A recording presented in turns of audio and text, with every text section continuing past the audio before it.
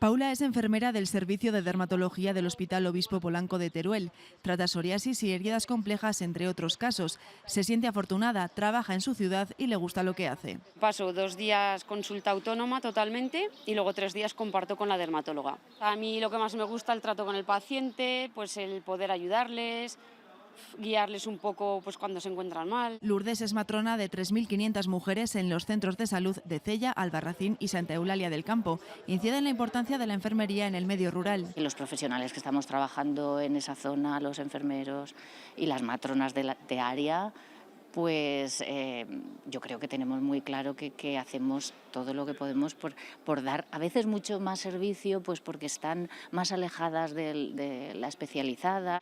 En el Día Internacional de la Enfermería quieren acercar su profesión a la población. También es un día de reivindicaciones como la equiparación del grupo profesional, la falta de especialidades o el refuerzo del personal. Necesitamos más profesionales, ¿vale? Y necesitamos seguir avanzando, que se reconozca el trabajo que la enfermería hace. No hemos dejado desde el minuto 1 de buscar a profesionales desde que entramos en gobierno y se sigue haciendo. Unos estudios con elevada inserción laboral, pero según CESIF, a nivel nacional faltan 123.000 enfermeros y 47.000 técnicos en cuidados auxiliares de enfermería para alcanzar las ratios de la Unión Europea.